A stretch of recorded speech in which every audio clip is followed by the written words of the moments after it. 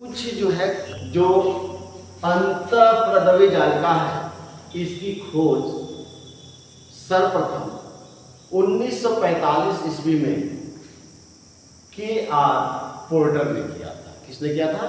KR. Porter ने किया था।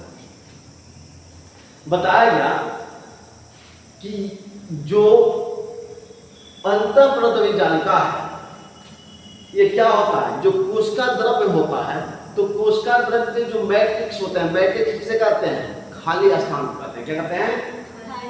उसी में जो है दोहरी झिल्ली युक्त यानी दोहरी झिल्ली से बनी कुछ चपटी नलिकाएं दिखाई देती हैं। जैसे मान लो ये क्या है? ये कोई कोशिका है और एक कोशिका में क्या होता है? द्रव भरा होता है ना, और इस द्रव में भरे में यहाँ पर कुछ क्या होता है? कुछ जो खाली स्थान होते हैं, इन्हीं खाली स्थानों में कुछ इस तरह का क्या होता है? चपटा हुआ आपको क्या होता है? आकृति दिखाई देता है। इन्हीं चपटी हुई जो नलिकाएं दिखाई देती हैं, तो चपटी हुई नलिकाओं को ही हम क्या कहते हैं? अंतःप्रदवी जालिका कहते हैं। ठीक है। अब ये अंतःप्रदवी जालिका क्या होता है? निम्न दो प्रकार का होता है। पहले को कहा जाता है चिकनी अंतःप्रदवी जालिका और दूसरे को क्या कहता है? खुरदरी प्रदवी जालिका या खुरदरी का लो, कणिका का लो। यानी इसका अंग्रेजी होता है चिकनी का स्मूथ एंडोप्लाज्मिक रेटिकुलम। यहाँ यस से इसको शॉर्ट में यस ई आर, यानी आर यहाँ पे क्या हो जाएगा? यस ई आर क्या हो जाएगा? Yes E R. देख रहे हो, इसका शॉर्ट नाम क्या हो जाएगा? Yes E R. इसे अगर शॉर्ट में कई जगह आता है एस ई आर ना, और इसको क्या कहा जाएगा? यहाँ देख लो, ये आर है और यहाँ पे क्या है? ई है, फिर आर है, तो आर ई आर। यानी रफ वाले को कैसे लिखा जाता है? स्टार्ट में आर ई आर, यानी रफ आर ई आर का मतलब क्या हुआ? Rough endoplasmic reticulum. और यहाँ क्या हुआ? एस ई आर का मतलब क्या हुआ? Smooth endoplasmic reticulum. ठीक है ना। इसमें बताया गया कि चिकनी होता है, चिकनी वाले को क्या बताया गया कि ये जो नलिकाएं होती हैं ये कणिका रहित होती हैं। इसमें यानी राइबोसोम के कणों का क्या होता है? अभाव होता है। राइबोसोम के कण नहीं पाए जाते हैं। और इसमें क्या बताया गया कि ये जो होते हैं ये कणिकामय होते हैं। इनके सतह पर जो है क्या होते हैं? अनेकों राइबोसोम के क्या होते हैं? कण पाए जाते हैं। इसीलिए इसको क्या कहा जाता है? खुरदरी कणिकामय अंतःप्रदवी जालिका कहा जाता है। ठीक है ना। समझ में आ गया बात? अब देखते हैं इनका कार्य क्या है। तो इनके कार्य को समझते हैं। कह रहा है इनके कार्य निम्न है, यानी अगर इनके कार्य के बारे में देखें, यानी फंक्शन ऑफ एंडोप्लाज्मिक रेटिकुलम, यानी इनका क्या कार्य है? तो इनके निम्न कार्य है। पहला तो यह कोशिकाओं को यांत्रिक ढांचा प्रदान करते हैं। ये कोशिकाओं को क्या करते हैं? एक यांत्रिक ढांचा प्रदान करते हैं। दूसरा कह रहा है ये कोशिकाओं के अंदर पदार्थों को एक स्थान से दूसरे स्थान क्या करते हैं? पहुंचाने का कार्य करते हैं। यानी कोशिकाओं में जो भी पदार्थ है वह एक स्थान से दूसरे स्थान पहुंचाने का कौन काम करता है? अंतःप्रदवी जालिका करते हैं। तीसरा बताया गया कि कणिका में अंतःप्रदवी जालिका पर उपस्थित राइबोसोम प्रोटीन संश्लेषण का कार्य करते हैं। जो ये देख रहे हो खुरदरा वाला जो है, इसके ऊपर क्या पाए जाते हैं? राइबोसोम पाए जाते हैं। क्या पाए जाते हैं? राइबोसोम। ये राइबोसोम क्या है? वो क्या करते हैं? यानी प्रोटीन संश्लेषण करते हैं। क्या करते हैं? प्रोटीन संश्लेषण करते हैं। संश्लेषित का मतलब क्या जानते हो? निर्माण, यानी प्रोटीन बनाने का कार्य कौन करते हैं? ये राइबोसोम करते हैं। क्या करते हैं? ये प्रोटीन बनाने का कार्य करते हैं। चौथा देखो, जंतुओं के यकृत में कोशिकाओं में विष तथा दवा को निराविषीकरण करने में महत्वपूर्ण क्या करते हैं? भूमिका निभाते हैं। यानी जो जंतुओं का यकृत होता है, ठीक ना, जो लीवर होता है, वह क्या करते हैं? उनके शरीर में अगर विष पैदा होता है तो उस विष को खत्म करने का कार्य कौन करते हैं? ये अंतःप्रदवी जालिका करते हैं। ठीक है, इनका कार्य समझ में आया। अब इसके बाद से नेक्स्ट हम देखते हैं, अगला हम पढ़ते हैं गाल्जी कार्य। देखो पांचवा हमको पढ़ना था गाल्जी कार्य। क्या पढ़ना था? गाल्जी कार्य यानी गाल्जी बॉडी। गाल्जी बॉडी किसे कहा जाता है? यूकैरियोटिक कोशिकाओं में। कह रहा है कि जो यूकैरियोटिक कोशिकाओं में अंतःप्रदवी जालिकाओं से जुड़ी हुई महीन, कणहीन व चिकनी नलिकाओं का गुच्छा पाया जाता है, जिससे गाल्जी कार्य कहते हैं। बताया जा रहा है यूकैरियोटिक कोशिकाएं। यूकैरियोटिक जैसे कोशिकाएं कितने प्रकार की होती हैं बेटा? कोशिकाएं कितने प्रकार की होती हैं? कोशिकाएं दो प्रकार की होती हैं। कितने प्रकार की होती हैं? आप लोगों को बताया गया था कि कोशिका कितने प्रकार का होता है? दो प्रकार का होता है। कौन कौन होता है? एक यूकैरियोटिक होता है। क्या होता है? यूकैरियोटिक कोशिका होता है कोशिका। और एक होता है प्रोकैरियोटिक। क्या होता है? प्रोकैरियोटिक कोशिका होता है। ये आप लोगों को पढ़ा दिया गया है। अब तो यूकैरियोटिक कोशिका में कौन आते हैं? तो यूकैरियोटिक कोशिका में जो होते हैं उच्च यानी बड़े जीव जंतु या बड़े पेड़ पौधे आते हैं। क्या आते हैं? पादप एवं जंतु। जो बड़े पेड़ पौधे होते हैं या बड़े जीव जंतु होते हैं, उनकी जो कोशिकाएं किससे कौन सी कोशिकाओं से बना होता है? यूकैरियोटिक कोशिका से बना होता है। प्रोकैरियोटिक क्या होता है? जो बहुत सूक्ष्म जीव होते हैं, जैसे मान लो आपको बताया गया बैक्टीरिया है। क्या है? यानी जीवाणु है, विषाणु है। जीवाणु, विषाणु, कवक, एक निर्हरी शैवाल, ठीक ना, आदि क्या है? ये किसमें आते हैं? प्रोकैरियोटिक।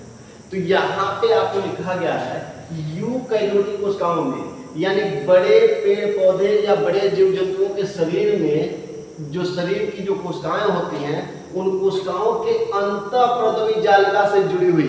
अभी मैंने पढ़ाया कि अंतःप्रदवी जालिका क्या है। तो उस अंतःप्रदवी जालिका से जुड़ी हुई एक महीन क्या होती है? कणहीन व चिकनी नलिका होती है। यानी एक चिकनी नलिका जुड़ी होती है जिसमें कण नहीं पाया जाता है। नलिका जुड़ी होती है गुच्छे के रूप में। वो कैसे जुड़ी होती है? गुच्छे के रूप में। जैसे मान लो आप लोगों को यही बताया गया ना, अभी मैंने उसको बताया था कि ये क्या है आपका, इस तरह का आकृति दिखाया गया था। किसका दिखाया गया था? किसको दिखाया गया था? अंतःप्रदवी जालिका का। और इसी में जो है एक ऐसे गुच्छे की तरह से क्या होता है? ये क्या होता है? इसमें कह रहा है कि गुच्छे के चिकनी नलिका वो गुच्छा पाया जाता है। चिकनी नलिकाओं का क्या होता है? गुच्छा पाया जाता है। और इसे ही हम क्या कहते हैं? गाल्जी कार्य कहते हैं। एक बार ध्यान से सुनो, बताया जा रहा है जो यूकैरियोटिक कोशिका है। यूकैरियोटिक कोशिका मतलब क्या है? जो बड़े जीव जंतु हैं या बड़े पेड़ पौधे हैं, उनके शरीर की जो कोशिकाएं होती हैं, उन कोशिकाओं के अंदर क्या जो अंतःप्रदवी जालिका होता है, उसी अंतःप्रदवी जालिका से जो है एक चिकनी नलिका होती है। एक क्या होती है? चिकनी नलिका होती है, जो गुच्छाओं के रूप में पाया जाता है। किस रूप में पाया जाता है? उसी से जुड़ के क्या होता है? गुच्छा के रूप में पाया जाता है। जैसे चाबी का गुच्छा देखे हो ना, तो गुच्छाओं के रूप में पाया जाता है, जिसे हम क्या कहते हैं? गाल्जी कार्य कहते हैं। ठीक है ना। अब देखो गाल्जी, अब इसकी खोज जो है, सबसे पहले जो है इसकी खोज देखते हैं। इसकी खोज जो है 1898 ईस्वी में एक जो है इटली के वैज्ञानिक थे, जिनका नाम क्या था? Camillo Golgi. क्या नाम था? कैमिलो गाल्जी। कैमिलो गाल्जी जानते हो क्या कर रहे थे? ये जो है जो उल्लू होते हैं ना, उल्लू की तंत्रिका कोशिका के क्या कर रहे थे? अध्ययन कर रहे थे। और उसी अध्ययन के दौरान उन्होंने इस गुच्छा को क्या किया था? देखा था। और उन्होंने गुच्छा को देखा था तो उनका नाम क्या था? Camillo Golgi. और ठीक है ना, यानी उन्हीं के नाम पर इसको क्या कहता है? गाल्जी काय कहा जाता है। अब बताया गया कि जो गाल्जी काय होते हैं बेटा, इस गाल्जी काय को अन्य और नामों से जाना जाता है। गाल्जी काय का जो है और भी नाम है। गाल्जी काय को गाल्जी उपकरण के नाम से भी जाना जाता है, यानी आप इसे गाल्जी काय भी कह सकते हो, इसे गाल्जी उपकरण भी कह सकते हो, गाल्जी सोम भी कह सकते हो, या डिक्टियोसोम के नाम से भी इसे जाना जाता है। किसी को दिक्कत नहीं आता है? तो यहां तक आपको बता दिया गया, इतने नामों से इसे क्या किया जाता है? जाना जाता है। ये कह रहे हैं कि गाल्जी काय जो है सभी यूकेरियोटिक कोशिकाओं में पाया जाता है। जितने भी यूकेरियोटिक कोशिकाएं होती हैं उस सभी में क्या होता है? यानी जो भी बड़े पेड़ पौधे या जीव जंतु होते हैं उनके शरीर में क्या पाया जाता है? गाल्जी काय पाया जाता है। ब्रायोफाइटा बताया गया, टेरिडोफाइटा बताया गया, और नर युग्मक कहा जाता है शुक्राणु को। शुक्राणु भी एक कोशिका है ना, तो शुक्राणु यानी उस कोशिका में परिपक्व चलाने कोशिकाओं में जंतुओं जो हमारे शरीर में या जितने भी जो जंतु हैं उनके लाल रुधिर कोशिकाएं पाई जाती हैं, इन सब में जो है इन कोशिकाओं में जो है गाल्जी काय नहीं पाया जाता है, बताया गया। ऐसे तो जितने भी यूकेरियोटिक कोशिकाएं हैं सारी यूकेरियोटिक कोशिकाओं में क्या होता है? गाल्जी काय पाया जाता है। लेकिन कुछ ऐसे हैं जैसे बताया गया ब्रायोफाइटा है, क्या है? ब्रायोफाइटा है। इसके बाद से टेरिडोफाइटा है, क्या है? टेरिडोफाइटा है, शुक्राणु है, और जीव जंतुओं के शरीर में जो लाल रक्त कोशिकाएं पाई जाती हैं इनमें जो है गाल्जी काय क्या होता है? अनुपस्थित होता है। क्या होता है? अनुपस्थित होता है। जो पादप कोशिकाएं होती हैं, समझ रहे हो, यानी जो पेड़ पौधे की कोशिकाएं होती हैं उनमें इनकी संख्या 50,000 तक होती है। कितनी संख्या होती है? 50,000 तक इनकी क्या होती है? संख्या होती है, संरचना होती है। अब हम देखते हैं इनकी संरचना। क्या देखते हैं? संरचना। ये इसकी क्या है? संरचना है।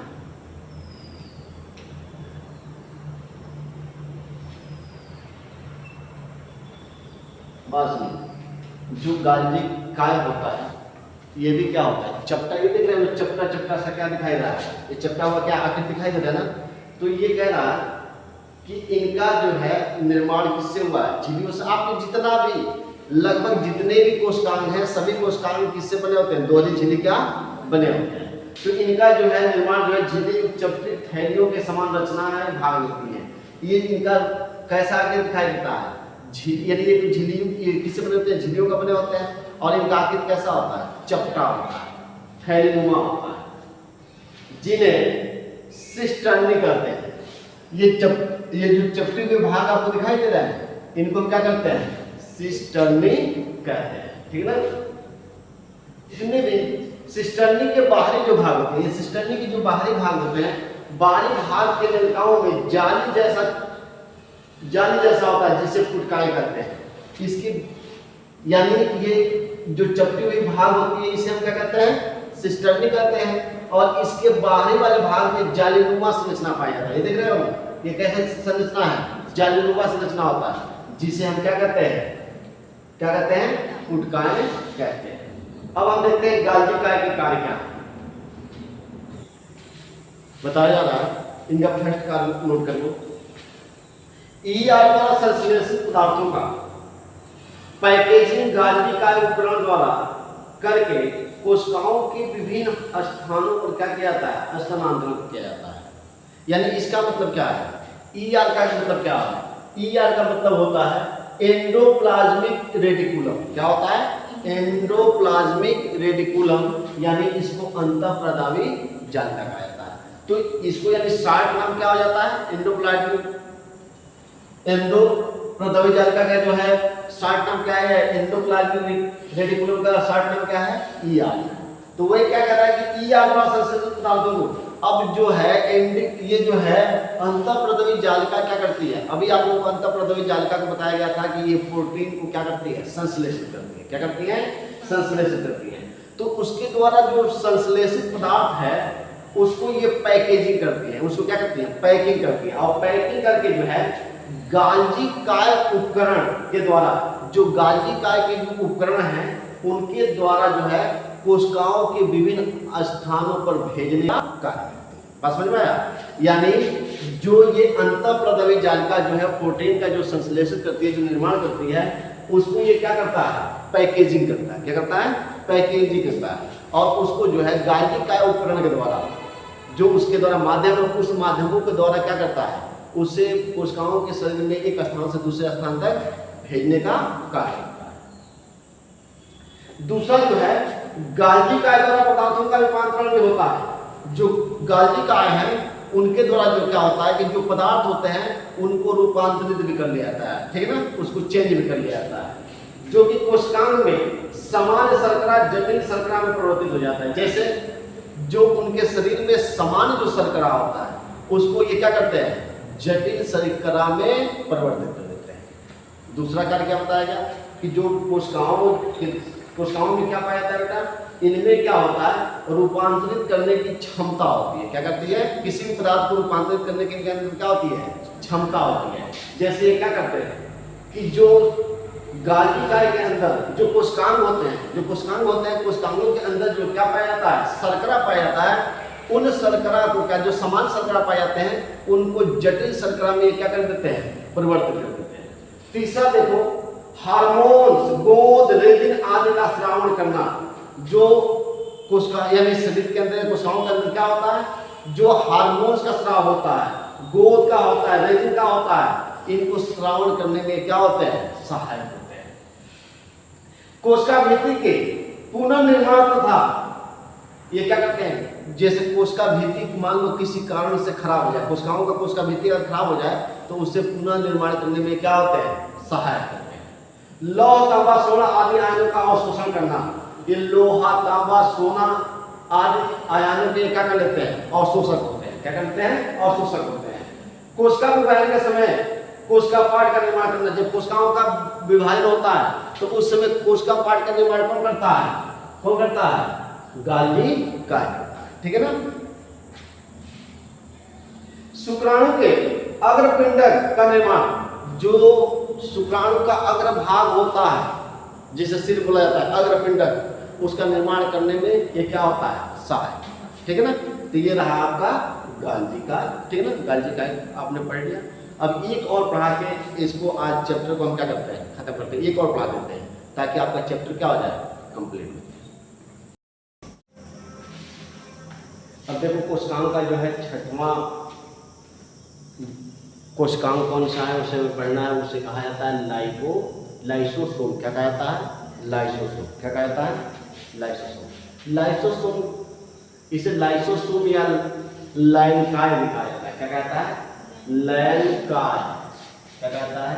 लाइनकाय के नाम से किया जाता है। देखो बताया जाता है इसमें, देखो इसका अंग्रेजी होता है लाइसोसोम। लाइसोसोम जो है दो शब्दों से मिलकर बना है, अंग्रेजी के दो शब्दों से मिलकर बना है। एक लाइसो और एक दूसरा क्या है? सोम। लाइसो का शाब्दिक अर्थ होता है, अगर अंग्रेजी में देखा जाए तो डाइजेस्टिव। क्या होता है? डाइजेस्टिव। और सोम का अर्थ होता है बॉडी। सोम का अर्थ क्या होता है? बॉडी। यानी डाइजेस्टिव को कहा जाता है पाचन करने वाला। पाचन करने वाले को क्या कहता है? पाचक। जो पाचन करने वाला होता है उसे हम क्या कहते हैं? पाचक। और शरीर, शरीर को हम काय भी कहते हैं। शरीर का दूसरा यानी काय, शरीर भी कहा जाता है, शरीर को काय भी हिंदी में कहा जाता है। तो इसका अगर हिंदी अर्थ देखें तो पाचक काय हो जाएगा। क्या हो जाएगा? इसका शाब्दिक अर्थ क्या होगा? पाचक काय, ठीक ना। यानी अर्थात हम कह सकते हैं कि लाइसोसोम का जो है शाब्दिक अर्थ क्या होता है? पाचक काय होता है। क्या होता है? पाचक काय होता है, ठीक है। लाइसोसोम का जो है, अब देखते हैं कि लाइसोसोम को खोजा किसने था। तो लाइसोसोम को सर्वप्रथम जो है 1955 ईस्वी में, कब बताया जा रहा है?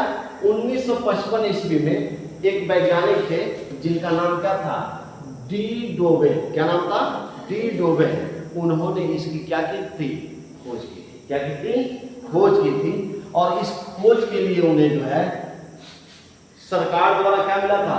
नोबेल पुरस्कार भी मिला था। क्या मिला था? नोबेल पुरस्कार।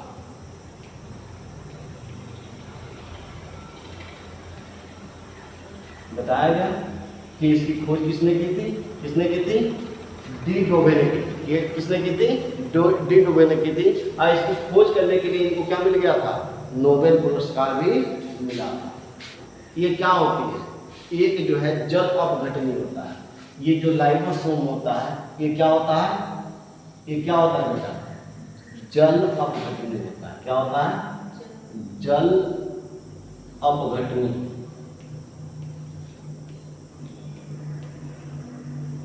यानी बताया गया कि जो लाइसोसोम है वो क्या होता है? जल अपघटनी होता है। यानी जल अपघटनी जिसे कहा जाता है हाइड्रोलाइटिक एंजाइम से भरी थैलियां होती है, या जल अपघटनी से भरी क्या होती है? थैलियां। क्या होती हैं? थैलियां। समझ में आ रहा है? क्या बताया गया कि जो लाइसोसोम है वो क्या होती है? जल से भरी क्या होती है? यानी जल अपघटनी थैलियां होती हैं। इनका आकार जो है गोल भी हो सकता है और अनियमित भी हो सकता है। क्या हो सकता है? गोल भी हो सकता है और अनियमित भी हो सकता है। ये पाचक एंजाइम से भरी छोटी छोटी थैलियां होती हैं। यानी जैसे ये कोई कोशिका है। क्या है? कोशिका है, ठीक है ना? ये पूरा जो जल से भरा क्या होता है? इसमें क्या होता है? जल अपघटनी थैलियां भरी होती है। ये जल अपघटनी थैलियां क्या होती है बेटा? यानी जल ये क्या होती है? ये पाचक एंजाइम से भरी थैलियां होती है। ये क्या होती है? पाचक एंजाइम से भरी थैलियां होती है। से भरी थैलियां होती है। ध्यान देना, यहाँ पे बताया जा रहा है, इसमें बताया जा रहा है आप लोगों को, ये बताया जा रहा है कि जो लाइसोसोम होता है बेटा ये जल अपघटनी होता है। जल अपघटनी जिसको अंग्रेजी में कहा जाता है हाइड्रोलाइटिक, यहां लिख लेना, इसको अंग्रेजी में कहा जाता है हाइड्रो।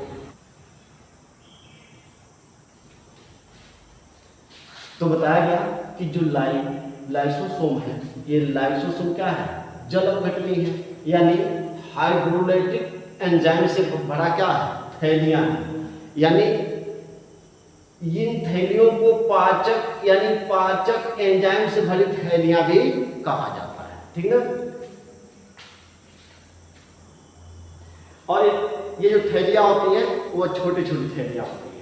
लाइसोसोम सभी यूकैरियोटिक कोशिकाओं में पाए जाते हैं।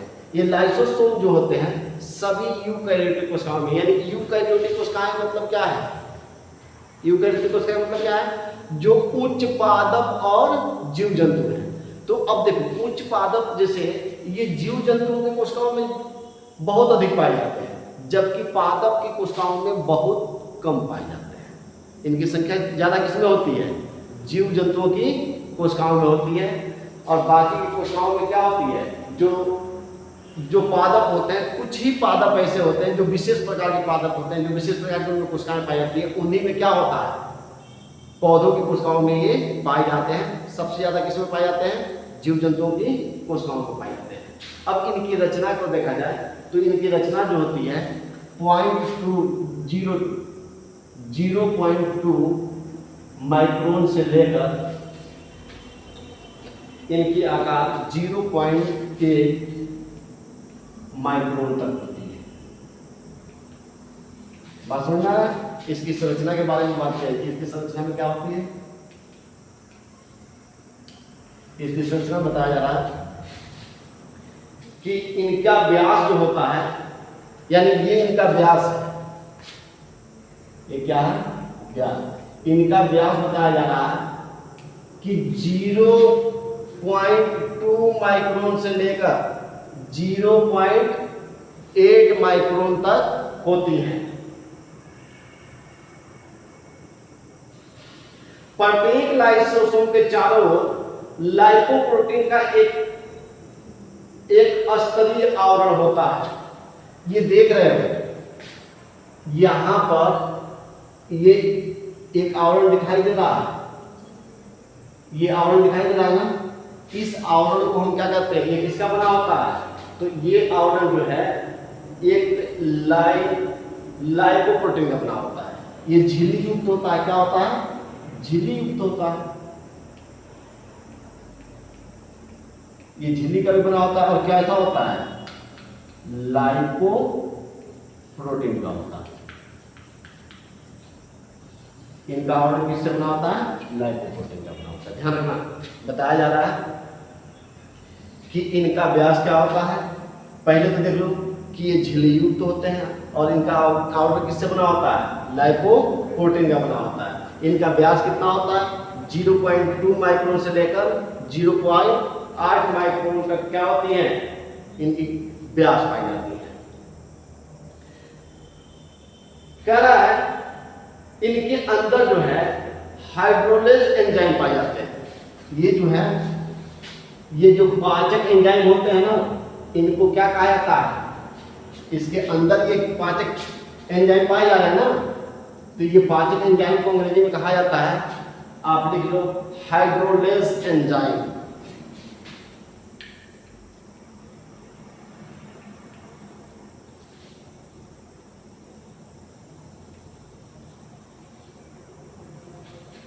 ठीक है,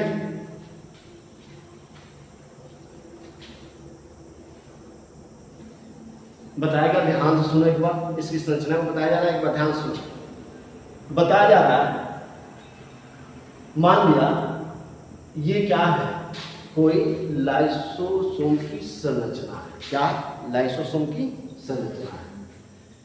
इसका जो ये बाहरी आवरण है वो किसका बना होता है, झिल्ली का बना होता है।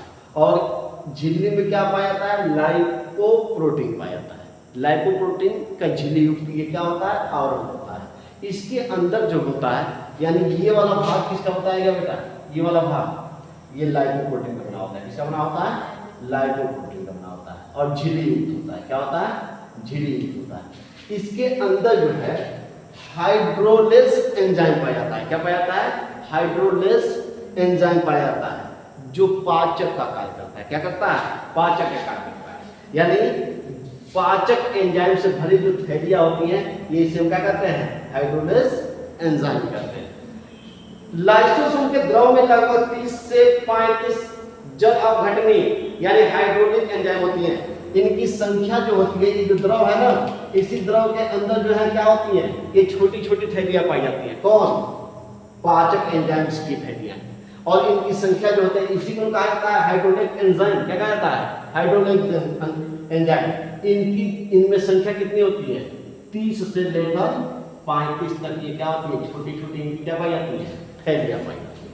ठीक है ना। जो वसा, कार्बोहाइड्रेट, प्रोटीन इत्यादि अपघटन एवं पाचन में भाग लेते हैं। अब इसमें क्या होता है, ये थैलियां जो है वसा, कार्बोहाइड्रेट, प्रोटीन इत्यादि का अपघटन और पाचन करने का कार्य करती है। बात समझ में आया? फिर एक बार सुनो, इसका बहुत सिंपल सी कहानी है। सिंपल से कहानी में क्या बताया गया आपका, इसकी संरचना आप देख रहे हो। ये क्या होता है, ये जो है एक लाइपोप्रोटीन का बना हुआ झिल्ली युक्त आवरण होता है। ठीक है ना। इसके अंदर जो है पाचक एंजाइम से भरी थैलियां पाई जाती हैं। क्या पाई जाती हैं, जो ये द्रव देख रहे हो, इस द्रव में जो है छोटे छोटी थैलियां पाई जाती हैं। कौन से, पाचक एंजाइम से भरी थैलियां। और ये क्या करती हैं, इनकी संख्या 30 से 35 होती है। कितनी होती है, 30 से 35 होती है। और इसके बाद ये बताया गया कि ये क्या करती है, वसा, प्रोटीन, कार्बोहाइड्रेट आदि पदार्थों को क्या करती है, अपघटन एवं पाचन में भाग लेती है। यानी इनको पचाने में क्या करती हैं, सहायक होती है। अब इनका कार्य क्या है, अब ये तो हमने देख लिया। अब इनके हम क्या करते हैं, कार्य को पढ़ते हैं। तो इनका कार्य क्या है बेटा, ये कोशिका के अंदर पचे हुए खाद्य पदार्थों या बाह्य पदार्थों का पाचन लाइसोसोम के अंदर होता है। जैसे इनमें जितने भी यानी कोशिकाओं के अंदर जो पचे हुए खाद्य पदार्थ होते हैं, वो जितने भी भोज्य पदार्थों को खाते हैं तो जो खाद्य पदार्थ होते हैं जो पचते हैं, तो इन पदार्थों का पाचन जो है किसके अंदर होता है? लाइसोसोम के अंदर होता है। किसके अंदर होता है? लाइसोसोम के अंदर होता है। दूसरा देख लो, दूसरा बताया जा रहा है समसूत्री कोश का विभाजन का उत्प्रेरण करता है। ये क्या करता है? जो समसूत्री कोश का विभाजन होता है उसको ये क्या करता है? उस कोश का विभाजन का उत्प्रेरण करने का कार्य करता है। तीसरा देखो, मृत कोशिकाएं, मृत कोशिकांग हानिकारक बाहरी तत्व आदि का पाचन करता है। जैसे मान लो कि कुछ कोशिकांग उसके कोशिकाओं के अंदर मर जाते हैं, तो उन कोशिकाओं को ये क्या करता है? नष्ट यानी खाकर क्या कर देता है? खत्म कर देता है। क्या कर देता है? खत्म कर देता है। यानी इन तत्वों को ये पचा लेता है, खा के क्या कर देता है? खत्म कर देता है। प्रोटीन, वसा, ग्लाइकोजन आदि का पाचन कर कोशिकाओं को ऊर्जा प्रदान करता है।